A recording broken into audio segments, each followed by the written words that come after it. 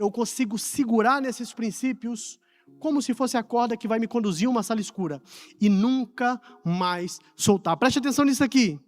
Tudo aquilo que Deus ensina nos primeiros 5 livros da Bíblia, nunca solte. Nunca solte. Qualquer outro livro que você quiser ler das Escrituras, se você abandonar o que está estabelecido nos primeiros 5, você vai cair em um erro de interpretação. Pode cair em uma visão teológica qualquer, menos no pensamento bíblico. Então, o pensamento bíblico, ele nada mais é do que a mente de Deus passando a verdade através de homens de gerações diferentes, que não se conhecem, mas que, no entanto, é coerente desde Gênesis até Apocalipse. Por isso, aquilo que Deus me ensina no início, eu agarro com muita força e eu vou lendo as Escrituras sem soltar aquilo. E tudo aquilo que eu vou ler depois precisa estar em conexão com aquilo que Deus disse no início. Bom, vamos trazer então o pensamento bíblico para o texto da mulher samaritana. Por quê?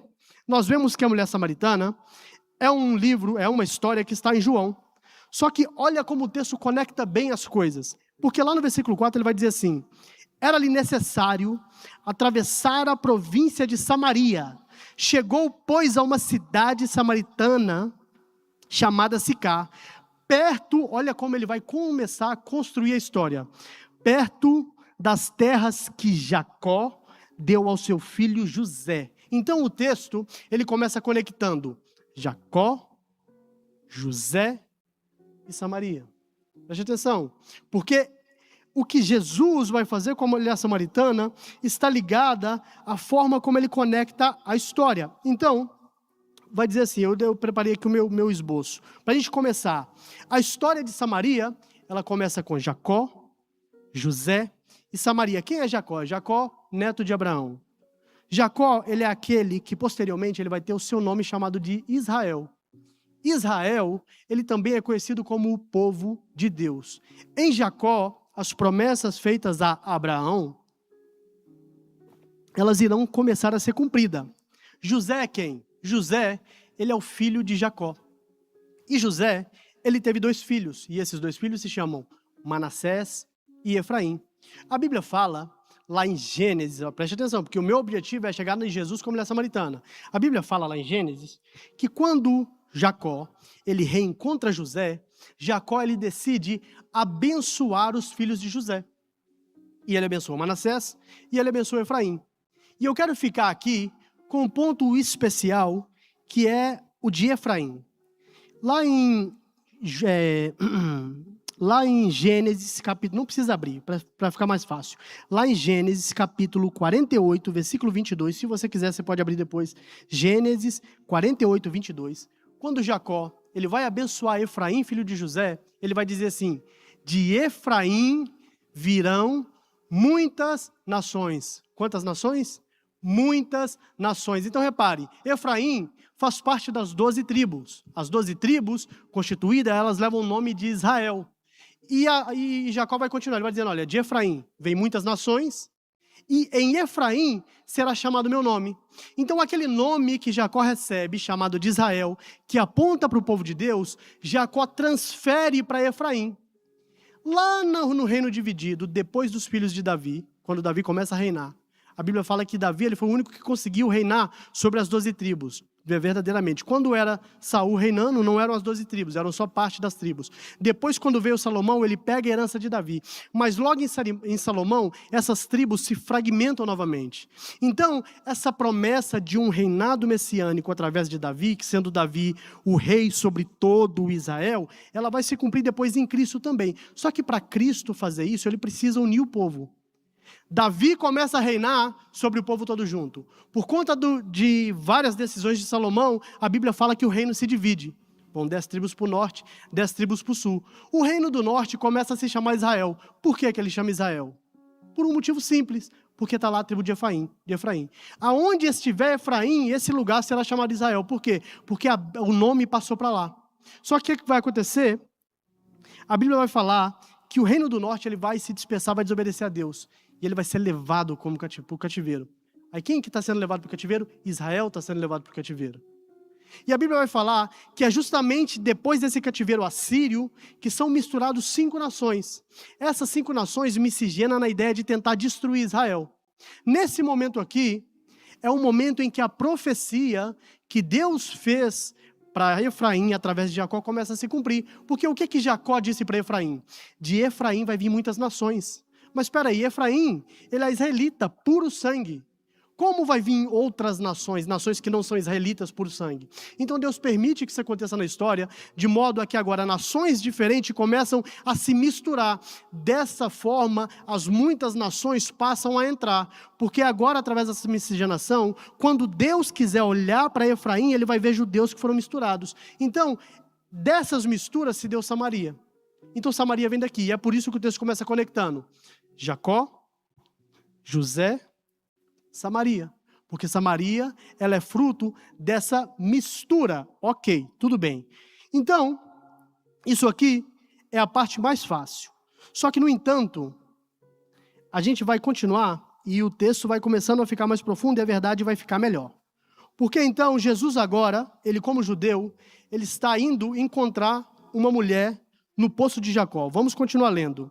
Estava ali a fonte de Jacó, cansado da viagem, assentara-se Jesus junto à fonte, por volta da hora sexta. Nisto, veio uma mulher samaritana tirar água. Disse-lhe Jesus, dá-me de beber. Pois os seus discípulos tinham ido à cidade para comprar alimentos. Então lhes disse a mulher samaritana, como sendo tu judeu, pede a mim de beber, que sou mulher samaritana, porque os judeus não se dão com os samaritanos. Replicou-lhe Jesus, se conheceras o dom de Deus, e quem te pede, dá-me de beber, tu lhe pedirias e ele te daria água viva. Versículo 11, respondeu-lhe ela, Senhor, tu não tens com o que tirar, e o poço é fundo, onde, pois, tens água viva? És tu, porventura, maior do que Jacó, o nosso pai, que nos deu o poço, do qual ele mesmo bebeu bem, sim como seus filhos e o seu gado? Versículo 13, afirmou-lhe Jesus, quem beber dessa água tornará a ter sede. Aquele, porém, que beber da água que eu lhe der, nunca mais terá sede. Então aqui, eu quero começar a trazer aplicações para nós e seguir na revelação divina. E eu gostaria de focar aqui na ideia, na forma como os samaritanos viam os judeus e na forma como os judeus viam os samaritanos. Mas antes de fazer isso, é importante lembrar que, biblicamente, este daqui é o quarto, preste atenção nisso, o quarto encontro de um homem com uma mulher em um poço. Esse daqui é o quarto encontro de um homem com uma mulher em um poço. A coisa mais curiosa é que todos esses encontros foram feitos de marido com mulher. Qual foi o primeiro encontro? Nós temos Jacó encontrando Rebeca. Nós temos Isaac encontrando Raquel. Nós temos Moisés encontrando Zípora.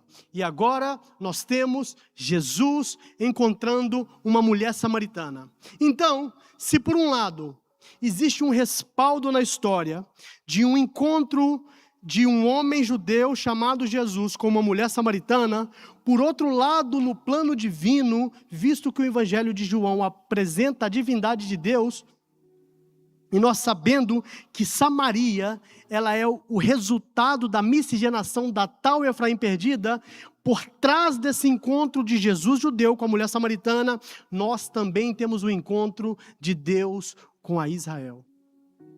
Então, o plano, ele é esse. No entanto, a gente sabe que a Bíblia ela apresenta esse encontro de homem com mulher apontando para casamento. E eu quero te dizer que o encontro de Jesus com Samaria, com a mulher samaritana, ele não é diferente, porque ele também vai apontar para um casamento.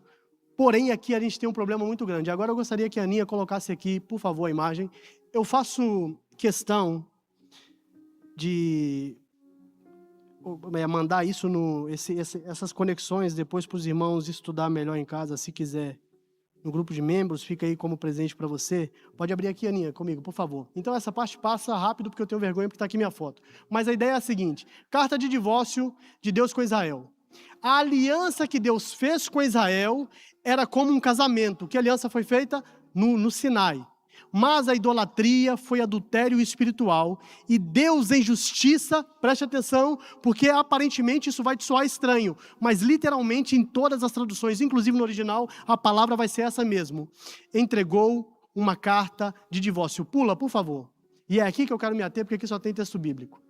Deuteronômio 24, a gente precisa entender a ideia do casamento, porque esse encontro no poço, ele vem como pano de fundo essa ideia da conexão, da ligação, do casamento de Deus com o seu povo. Então preste atenção, a gente já viu que quando Deus ele tira Israel do Egito, lá no Sinai através de Moisés, Deus está se casando com Israel.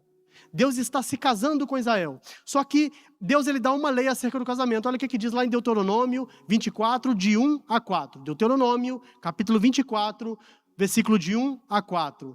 Se um homem tomar uma mulher e se casar com ela, e se ela não for agradável aos seus olhos, por ter ele achado coisa indecente nela, e se ele lhe lavrar um termo de divórcio, e lhe der na mão, e a despedir de casa, e se essa mulher, saindo de sua casa, for e se casar com outro homem, e se este a aborrecer, e lhe lavrar também um termo de divórcio, e lhe der na mão e a despedir da sua casa, ou se este último homem, que a tomou para si, por mulher, vier a morrer, então, preste atenção nisso, o seu primeiro marido que a despediu, não poderá tornar a desposá-la, para que seja sua mulher, depois que foi contaminada, pois é a abominação perante o Senhor. Olha o que Deus está dizendo aqui. Deus está falando literalmente isso aqui. Se um homem casar com uma mulher, e esse homem se divorcia dessa mulher, e essa mulher tem outro casamento. Lembra da mulher samaritana, 5 maridos tiveste? E essa mulher tem outro casamento. E esse outro casamento acaba. E ela pode ter milhares de casamentos. Tem outro, tem outro, tem outro, tem outro, tem outro. Enfim, depois que ela rompeu com o primeiro marido, e ela teve outro casamento, e mesmo que ela fique solteira, pela lei de Deus, ela não pode mais voltar ao primeiro marido. Porque se ela volta para o primeiro marido, Deus está dizendo que vai trazer abominação perante o Senhor. Gente, vocês não têm noção no tamanho do problema que é esse encontro de Jesus com a mulher samaritana. Vocês vão chegar lá. Vocês não têm noção no tamanho do problema e de quão difícil é resolver essa relação. Então, olha o que vai dizer em Jeremias, capítulo 3, versículo 8. Vi que, por causa de tudo isso, por ter cometido adultério, olha, a rebelde Israel, Deus falando, lhe dei a carta de divórcio, contudo, sua irmã Judá temeu, mas também foi e se prostituiu. Sabe o que isso aqui está falando?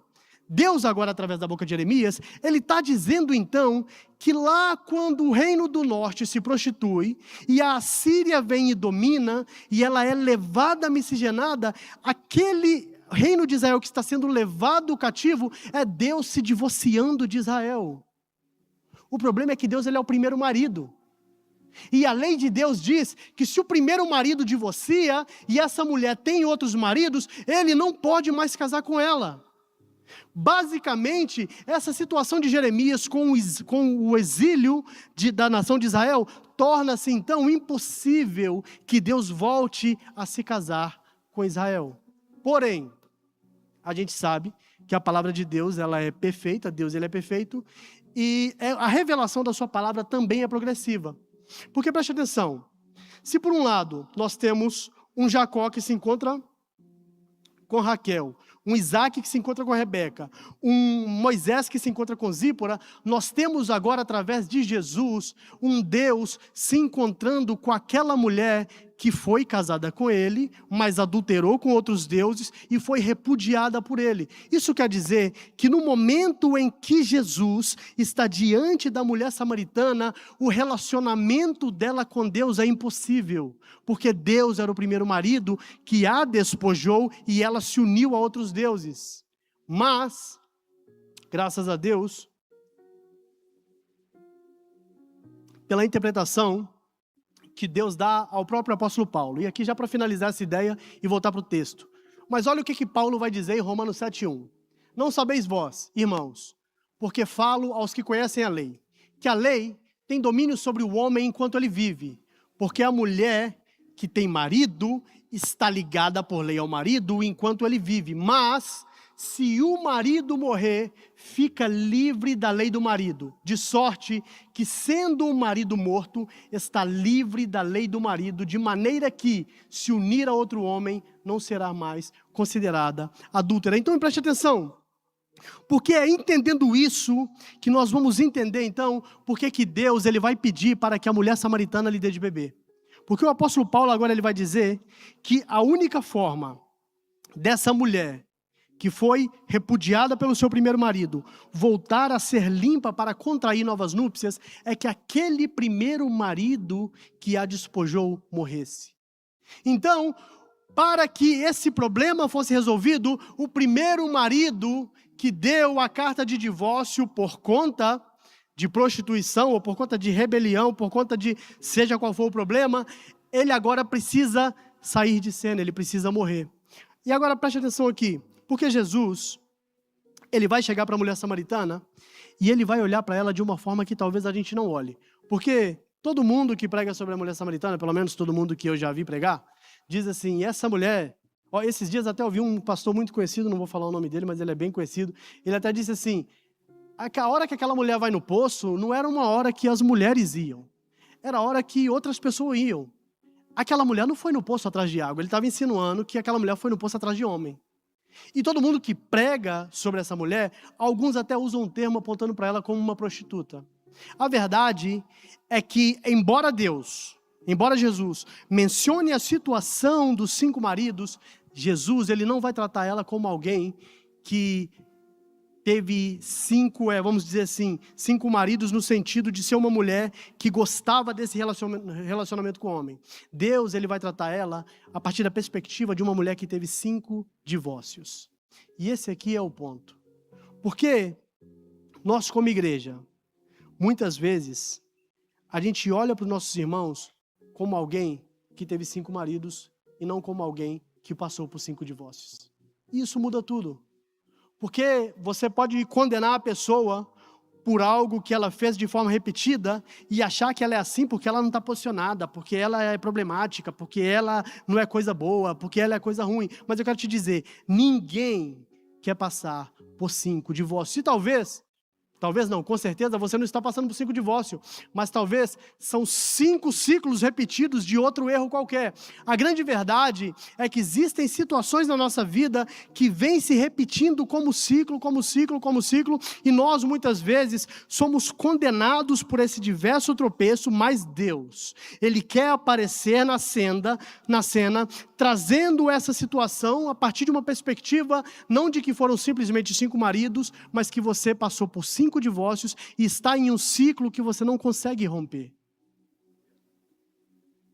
Queridos, muitas vezes nós associamos a vida da pessoa com Deus ou o seu posicionamento por conta dos seus resultados, mas eu quero te dizer que viver as coisas de Deus não só está ligado com o posicionamento, está também ligado com a obra interior que Deus faz na sua vida. Deixa eu explicar isso melhor. José, ele foi vendido como escravo estando posicionado diante de Deus. José, ele é condenado por assediar a mulher de forma injusta, mas vale lembrar que como ele é condenado, as pessoas que a condenaram acreditavam mesmo que ele tinha sido condenado, ou seja, só José, Deus e a mulher sabiam que ele era inocente. Todo o resto acreditava que ele era culpado. Ele passa por diversas coisas estando posicionado diante de Deus. O ponto é o seguinte, muitas vezes a falta de posicionamento, ela de fato gera maus resultados. Mas existem casos também de cristãos que estão posicionados e ainda assim, por um trabalhar interior de Deus, que é a obra interior que é a mais importante, por ainda não estar pronta, Deus utilizar de situações adversas para amadurecer o caráter daquela pessoa e ela finalmente viver aquilo que Deus tem para ela. E o exemplo aqui vai ser o seguinte, uma coisa seria José receber o sonho que vai ser governador e logo em seguida se tornar governador. Outra coisa é José receber o sonho que é governador, ser preso, ser condenado, passar por tudo o que passou e agora ser levado a governador. Esse José, que Deus permitiu que mesmo posicionado passasse por resultados tão ruins e sendo talvez julgado pelos irmãos, olha, José, você não está posicionado, está preso, foi vendido como escravo, está dando tudo errado, se posiciona. Talvez esse homem seria outro governador se ele saísse do sonho da sua casa para o trono. Mas como ele passa por todo esse trajeto, é como se Deus estivesse amadurecendo ele por meio de adversidades, para que ele tenha coração suficiente para ser engrandecido diante de Deus. E esse aqui é um ponto.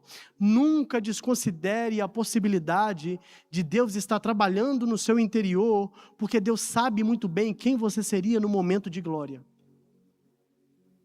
Nenhum de nós, por mais que achamos que, talvez eu não tenha soberba no meu coração, talvez eu não me deslumbro com coisas grandes, eu não me deslumbro com sucesso, eu não me deslumbro com uma igreja grande. Você nunca passou por isso, de fato você não sabe, mas Deus sabe. Então, quando Deus ele te promete algo, Ele sabe quem você é, e Ele sabe quem você será. E de acordo com isso, Ele vai trabalhando. Por isso, nós vamos viver a promessa com a obra de Deus sendo forjada no nosso caráter, mas também com o posicionamento, sim. Mas o ponto aqui é o seguinte, as adversidades, elas servem também não só para dizer que você não está posicionado, mas também para forjar dentro de você alguém que tem estrutura para sustentar aquilo que Deus está dando.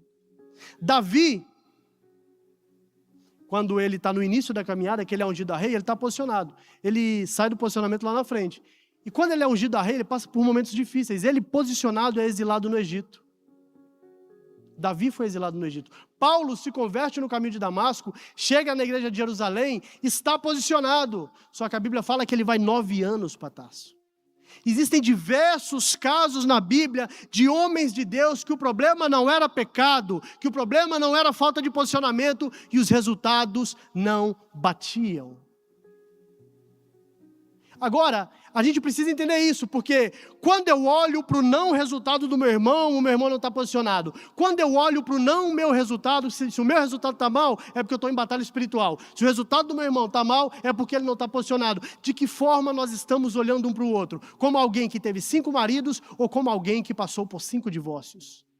A verdade é que a condição para mantermos um bom relacionamento é a gente começar não só a julgar as pessoas por aquilo que elas fazem, mas tentar compreender a intenção. Não que a pessoa vai fazer o errado bem intencionada, mas é porque é assim que nós fazemos conosco. Julgamos os outros pelo que eles fazem, julgamos a nós mesmos pelas nossas intenções. Quantos aqui já erraram bem intencionado e não sentiram peso na consciência porque tinha certeza que errou tentando acertar? Então, quando eu olho para mim, quando eu olho para os meus tropeços, quando eu olho para a minha vida, quando eu olho para a forma como eu comporto, quando eu olho para a forma como eu sou, eu me julgo com base na minha intenção. Quando eu olho para o próximo, eu o julgo com base nas suas ações. Jesus, ele olha agora para aquela samaritana, não com uma ideia de uma mulher, essa daí gosta de homem, essa daí está lá no poço, igual alguns falam, é prostituta, é isso ou aquilo. Não, Jesus olha para uma mulher que teve 5 divórcios e que está em um loop que não consegue sair. E é justamente por isso que ele fala assim para ela, dá-me de beber. E eu fico perguntando, porque se a ideia do encontro de Jesus com a mulher samaritana é de fato um Deus com a Efraim perdida, e de que, se por um lado a gente lê o texto, e a gente vê assim, bom, Jesus está falando com a mulher samaritana, e a mulher se vê como mulher samaritana, mas na verdade, Jesus, ele está falando com a Efraim perdida, é como se aquela ideia assim, olha, Efraim se perdeu, foi miscigenada, ninguém sabe onde ela está. Jesus, ao encontrar a mulher samaritana, é como se ele dissesse assim, olha, eu sei exatamente aonde você está. Porque preste atenção, essa miscigenação, esses 5 maridos, levou a mulher para um avanço no erro, em que o verdadeiro erro agora está tão camuflado, que ela está apresentando a Deus uma dor que é sintoma, e não uma dor que é verdadeiramente causa. Preste atenção nisso, Deus, ele é um Deus que resolve a causa, ainda que ele não alivie a dor do sintoma. Isso aqui vale ouro, preste atenção nisso. Deus é um Deus que resolve a causa, ainda que não alivie a dor do sintoma. O que eu estou querendo te dizer? Eu estou querendo te dizer que a maioria dos problemas, a maioria da dor que você está apresentando a Deus, talvez não seja a causa real do seu problema, seja só sintomas de de várias posturas que te levou para um lugar bem longe do propósito. Por quê? Porque no momento, às vezes, em que nós saímos do propósito, nós saímos por uma decisão talvez que foi confortável. Exemplo. Existe uma parábola na Bíblia chamada de o bom samaritano. E a Bíblia fala que aquele homem, ele saiu de Jerusalém para Jericó. Todo mundo conhece a parábola, porque o que vai acontecer no meio do caminho? Vai aparecer ladrões e salteadores. E esses ladrões e salteadores vão bater nele, vão roubar ele, vão deixar ele semi-morto. Todo mundo que olha para a palavra acha assim, bom, o problema desse homem foi ter encontrado ladrões e salteadores. Mas eu quero te dizer que, biblicamente, o problema dele não é esse. Ter encontrado ladrões e salteadores é só o sintoma de uma escolha anterior, que é verdadeiramente o erro. E isso vai se confirmar na ação do bom samaritano, porque ele pega ele e leva para a hospedaria, que é uma tipificação do Espírito Santo. Qual é o erro, então, dele? O erro dele foi ter saído de Jerusalém e caminhado até Jericó. Por que eu estou te dizendo isso? Porque, inicialmente, quando ele sai de Jerusalém e vai para Jericó, nada acontece. Não é desconfortável, não tem dor, não tem problema. Muitas vezes, a gente sai do propósito de Deus em uma situação que a gente nem se apercebe e ela não dói. Muito pelo contrário, às vezes ela é confortável. Porque existe muita gente dentro da igreja que está servindo às suas próprias vontades sob o pretexto de servir a Deus. E está usando aquilo que Deus deu como para fortalecer a vida espiritual, como moeda de troca para encurralar a Deus e fazer com que Deus cumpra suas promessas. Muitos aqui não, peço desculpa, não vou falar isso. Não quero ser essa pessoa que vai falar isso. Mas muitas pessoas, elas usam o jejum e a oração não como Jesus usava. Não como Paulo usava, como Jesus jejuava. Jesus, ele jejuava quando ele ia para o deserto. Ele sabia que ia enfrentar Satanás. Jesus, ele sabia que ia para a cruz. Sempre que Jesus ia ter um momento difícil, Jesus jejuava. Qual era o objetivo do jejum de Jesus? Para que ele ficasse em pé e permanecesse fiel naquele vento forte, naquela adversidade. Biblicamente, qual é o propósito do jejum e da oração? Fortalecer o meu espírito em detrimento de enfraquecer a minha carne. Só que às vezes a gente troca isso. Porque às vezes eu uso o jejum e oração para tentar... É como se eu desse preço ao agir de Deus. Olha, eu preciso muito de algo. E eu vou jejuar e eu vou orar. Ah, meu irmão, eu vou jejuar e eu vou orar. Deus vai fazer. Deus não é obrigado a fazer porque eu oro e jejuo. Deus pode fazer. E a Bíblia diz em alguns casos que houve livramento que foi dados por conta de jejum e oração. Mas não faça de disciplinas espirituais que levam você a ser mais espiritual uma moeda de troca, tratando a Deus como se ele fosse um ídolo para servir o seu próprio desejo. Porque muitas vezes você sai da direção e aqui é a causa. Em um momento fazendo aquilo que você quer. O que eu estou querendo te dizer com isso? Aquele homem que sai de Jerusalém para Jericó, quando ele sai de Jerusalém, ele não se apercebe que está cometendo um erro. E no meio do caminho, ele vai se encontrar com ladrões e salteadores e vai ser todo arrebentado, todo quebrado. E agora, para ele tem um problema, quando na verdade aquilo é um sintoma. Olha aqui, porque quando Jesus ele chega para essa mulher e fala assim, dá-me de beber, no literal ele está pedindo água. Mas o texto segue e mostra que o que Jesus está pedindo e que o verdadeiro copo que ele está pedindo era que ela expusesse a vida dela para ele, para que ele restaurasse. Porque quem é Jesus ali diante dela? Um Deus, o primeiro marido, que repudiou. Lembra, Jesus ainda não morreu. Nós não podemos casar, a não ser que eu morra no seu lugar. Então, me dá o que é seu e eu te darei água viva. Me dá o que é seu e eu te dou aquilo que é meu. Mas para isso ela precisava dar. E o que ela fala? Ela não dá. Ela vem com resposta teológica. Ah, mas é aqui, é ali, é o poço de Jacó, um é Jerusalém, outro é Samaria. Aí Jesus ele vai e traz o copo à tona. 5 maridos tivestes. Esse aqui é o copo que Jesus queria. Essa aqui é a causa. Se por um lado ela estava usando agora aquele horário no poço como refúgio de uma situação, de uma dor, que agora na verdade eram sintomas de más escolhas antes, Jesus ele chega e apresenta para ela a causa. Muitas vezes Deus permite situações adversas para que a verdadeira causa venha à tona e ele não faz isso para te condenar, mas é porque como você não está dando o copo que ele te pediu, ele traz esse copo à tona.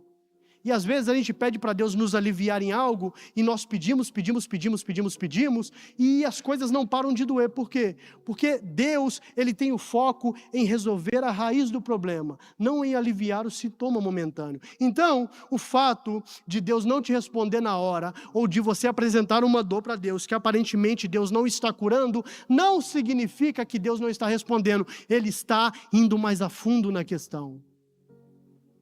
Deus está indo mais a fundo na questão. Você acha que o seu problema é que está doendo? Você acha que o seu problema é a dor que você sente momentânea? É o problema que se apresentou agora. Mas Deus, Ele sabe quem você foi, Ele sabe quem você é, e Ele sabe uma coisa que você não sabe. Ele sabe quem você será. E Ele não age só de acordo com quem você foi, Ele age de acordo com quem você será. E quem você será no conhecimento de Deus influencia também na forma como Ele te trata agora. E você nem sabe. Dá-me de beber. Então, o grande problema, às vezes, é que nós já não sabemos mais aonde começou tudo isso. Por quê? Porque quando as coisas começaram a desandar, não houve ninguém para me avisar. Não houve nenhum alerta. Pelo contrário, foi algo que eu quis. E eu nem me apercebi. Queridos, sair de Jerusalém não dói. Se encontrar com ladrões e salteadores no meio do caminho dói. Mas sair de Jerusalém não dói.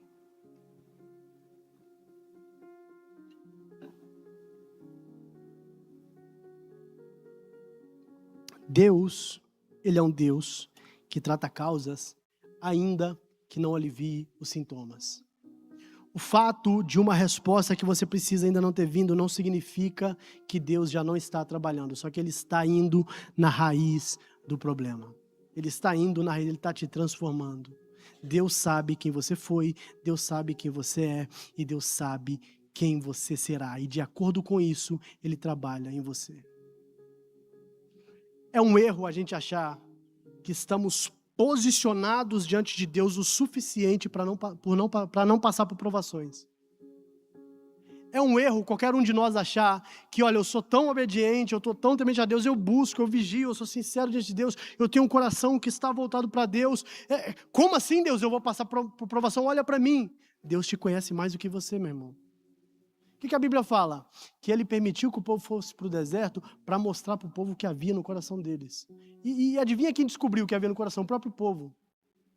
Muitas vezes, Deus Ele coloca o nosso coração diante de nós através de algumas situações. Isso não estou dizendo que você é mau ou que você é bom, não estou dizendo que você está precisando se converter, não é nada disso. Mas existe uma obra que Deus está fazendo no seu interior e essa obra, ela será concluída. É isso que a Bíblia quer dizer, quando diz que Ele é fiel para concluir a obra que começou.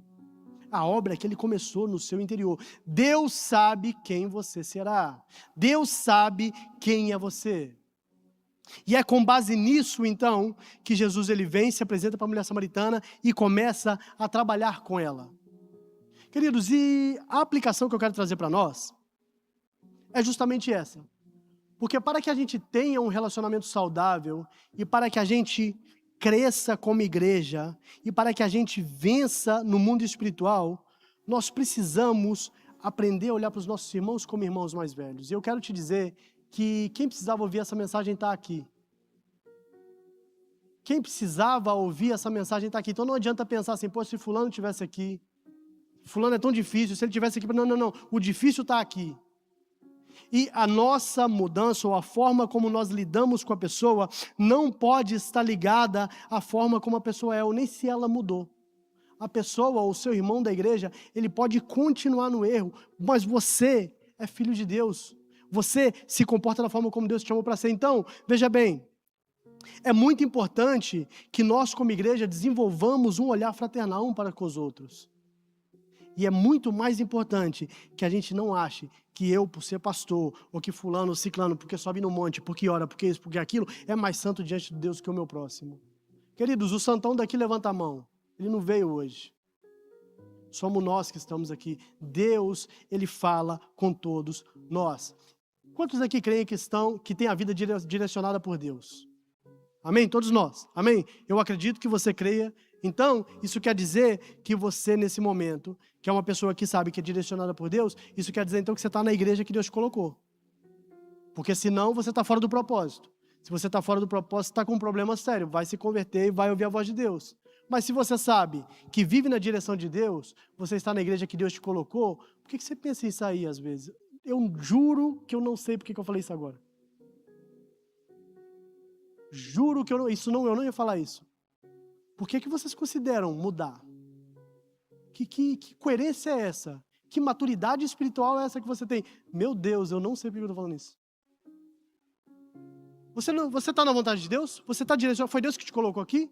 Ou você está desviado? Você está desconectado com o Espírito? Você está desandado? Deus queria que você estivesse ali e você desobediente está aqui? Ou você está onde Deus te colocou? Aí aqui está dando problemas? Disse-me disse? Fulano falou isso? Fulano falou aquilo? Deus te colocou aqui? Fica. Fica, meu irmão. Cresce. Não dá para avançar com um exército de bebês. Eu não sabe porque eu estou falando isto. Não sei mesmo. Não dá para avançar com um exército de bebês. Queridos, Deus, Ele te quer aonde você está nesse momento. E Deus, às vezes, Ele pede de nós mais compaixão e misericórdia para com o outro. Que a gente aprenda a olhar para as pessoas da forma como nós olhamos para nós. Que nós julguemos o erro das pessoas da forma como nós julgamos os outros. Eu vou repetir. Julgamos os nossos erros com base nas nossas intenções. Julgamos o erro do próximo com base nas suas ações. Isso não quer dizer que a pessoa ela não vai estar errada ou certo, ou, enfim, não importa quão problemático é o próximo, ou é quem congregue com você. Deus te chama a ser o irmão mais velho dessa relação. Fazer isso em memória de mim. Olha para Cristo a partir de uma pedagogia de mesa. Olha para Cristo a partir de uma pedagogia de relacionamento. Volta lá para o tema. Não existe nada mais espiritual do que isso. Não existe nada mais espiritual do que isso. Eu tenho provas bíblicas de que eu posso ser usado em dons, de que eu posso orar em línguas, de que eu posso profetizar, de que eu posso pregar bem, de que eu posso levantar paralítico e ainda assim ouvir de Deus, eu não te conheço, você vai para o inferno, mas eu não tenho provas bíblicas de que eu me relaciono bem, de que eu tenho um relacionamento fraternal com a igreja, de que eu sou uma pessoa temente a Deus, e Deus vira para essa pessoa e diz, eu não te conheço. Tem gente que vai para o inferno profetizando, mas você não vai para o inferno obedecendo e tendo uma visão fraternal com seus irmãos. A Bíblia não fala isso, o contrário ela fala. O que é ser espiritual então? O que é maturidade espiritual? Então, a Bíblia tem 2 textos que falam de maturidade espiritual. Nenhum deles é dom. Aliás, no primeiro texto, o mais conhecido, Paulo chama de imaturo uma igreja rica em dons. Ele começa com ele dizendo, olha, eu sou alegre por vocês, porque não falta para vocês nenhum dom. É que eu fico procurando de todos os dons, vocês têm tudo. Não falta nada. Profetiza, ora em língua, interpreta. Mestres, isso, aquilo, mas eu tenho contra vocês, que vocês não sabem relacionar, eu estou dando leite para vocês. Por quê? Porque há no meio de vós contendas, ou profeta imaturo, ou mestre imaturo, ou ministro de louvor imaturo. Amadurece, não dá para avançar com um exército de bebês. Vencendo o inimigo com as armas do Espírito. Gente, vocês não sabem o tapa na cara que a igreja dá no inferno quando ela aprende a andar em comunhão. Ela não dá tapa na cara do capeta profetizando. Ela não dá tapa na cara do capeta se apresentando com performance espiritual. Ela não dá. Aliás, Satanás ele é tão sujo que ele ainda consegue se misturar no meio dos santos. Está lá um rodando legítimo, é o Espírito Santo. Aí tem um endemoniado rodando no meio. Isso não importa para ele, ele consegue misturar. Está lá um profetizando que é de Deus. Aí ele vai lá e levanta um profeta que é do diabo e profetiza junto. Isso não atrapalha ele. Mas agora, onde a comunhão ele tenta entrar e não entra. Não entra, não entra, não entra. Ele não entra, ele não consegue entrar. Ele não suporta isso. Não é para ele, não, aí não compensa. É igual aqueles posts na internet, Satanás olha e fala, não compensa. Amém, queridos? Deus, Ele ama todos nós. E Deus, Ele não tem nenhum de nós aqui dentro dessa igreja, desde a liderança que está aqui em cima, até o porteiro que está lá embaixo, como alguém que é mais próximo dele, que ele ame mais. Não. Não. Deus, ele olha para todos nós, e ele fala para nós hoje: o seu irmão te dá trabalho da mesma forma como você me dá trabalho. Porque se por um lado você tem maturidade para alguma coisa, Deus conhece a sua intimidade. E Ele sabe muito bem se você serve a Ele por Ele, ou se você está usando disciplina espiritual para barganhar o agir de Deus. O agir de Deus não tem preço. Deus age com base em misericórdia. Jejue para que Deus dê livramento. Jejue para que Deus traga provisão. Isso está na Bíblia. Mas a principal causa do jejum é fortalecimento espiritual, enfraquecimento da carne, relacionamento com Deus. O agir de Deus não tem preço. Não acha que dobrando o joelho você vai encurralar Deus, obrigando Ele a agir. Você não vai. Uma das coisas que a gente precisa aprender é que Deus, Ele é o nosso Deus e Ele não é o nosso ídolo. Porque o meu relacionamento com o ídolo é assim: eu faço algo e o ídolo faz para mim. O meu relacionamento com Deus é assim: Deus age de acordo com a sua sabedoria, que é maior e melhor do que a minha. Por isso, às vezes, Ele vai me contrariar. Por quê? Porque Ele me ama e sabe mais do que eu.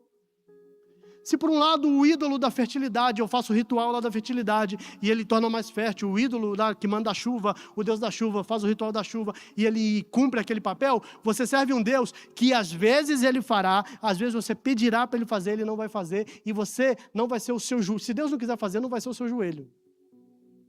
Então quer dizer, você está dizendo que não vale a pena orar? Não vale, você que não está entendendo para que serve oração. É você que não está entendendo para que serve jejum. Quando Jesus orou e jejuou, pedindo para Deus: não, olha Deus, vamos facilitar aqui, vamos resolver isso, você é tão poderoso, dá para cumprir essa obra sem ter que morrer?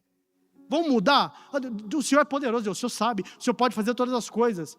Ah não? Então peraí, eu vou jejuar e orar. Vai comigo, porque sozinho eu não consigo. Vai comigo, porque eu sozinho não consigo. Não confunda as coisas. Amém, queridos? Coloque a mão no seu coração, por favor. Senhor, meu Deus, obrigado, Pai, por essa palavra. Meu Deus, obrigado, meu Deus, porque o Senhor é bom e falou conosco, papai. Meu Deus, não importa se a palavra foi chamativa, se os irmãos gostaram ou não, isso não me interessa. Mas, Pai, que essa palavra, meu Deus, fique no nosso coração e produza de fato uma mudança, meu Deus. Pai, eu peço, Deus, que de fato, meu Deus, essa semente venha criar, meu Deus, algo que venha florescer no nosso interior, Pai, e venha produzir de fato mudança, meu Deus. Pai, nos livra, meu Deus, de pregações que venham impressionar, nos livra, Pai, de um pano de fundo espiritual que é mais fantasia do que gerar mudanças de verdade, Pai, mas faça de nós, Papai, uma igreja, Pai, que esteja, meu Deus, diante de Ti, agradável aos Seus olhos, Papai. Perdoa-nos, meu Deus, porque às vezes nós somos imaturos. Perdoa-nos, meu Deus, porque nos achamos santos demais, o nosso irmão é que está errado. Perdoa-nos, meu Deus, porque, meu Deus, somos incoerentes diante de Ti. Às vezes, olha Deus, eu estou certo, fulano está errado, fulano não está maduro. Eu nunca penso que talvez o maduro não seja eu, papai. Deus, mas o Teu Espírito Santo é luz para o meu interior. O Teu Espírito Santo é aquele que ilumina e convence o homem de todo o pecado. O Teu Espírito Santo é aquele que faz o maior milagre. E o maior milagre não é operações de sinais, coisas maravilhosas que os meus olhos possam ver. É uma obra interior que está sendo feita. Meu Deus, conclua em nós. E eu quero repreender em nome de Jesus toda a adversidade. Eu quero repreender em nome de Jesus toda contenda. Seja curado agora. Receba o amor de Deus, receba a mente de Cristo. Em nome de Jesus. Que nós como igreja sejamos curados de... Disse-me disse, que nós como igreja sejamos curados de sentimentos que sentimos uns com os outros. Em nome de Jesus, Pai, cura-nos, Pai. Cura-nos, meu Deus, eu não sou o pastor santo dessa igreja, eu sou igual aos meus irmãos. Pai, eu preciso da sua misericórdia.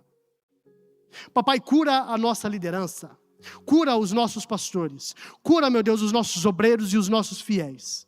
Estamos aqui diante de Ti, Pai. Meu Deus, reconhecemos que o Senhor é o nosso Deus e que o Senhor não é o nosso ídolo, papai. Reconhecemos, meu Deus, que o Senhor nos ama, Pai, e que por mais que a gente não entenda o Seu agir, o Senhor, meu Deus, não perdeu o controle e tem algo melhor para nós, papai. Meu Deus, eu quero liberar uma palavra de bênção agora para a vida do meu irmão. Pai, venha abrir os seus caminhos, venha destravar a sua vida, Pai. Venha, meu Deus, em nome de Jesus, trazer a prosperidade, a porta que é necessária, papai. E venha, meu Deus, dar a Ele também, Pai, em nome de Jesus, uma intimidade contigo maior e sensibilidade com teu Espírito. Em nome de Jesus, amém. Eu agradeço a oportunidade.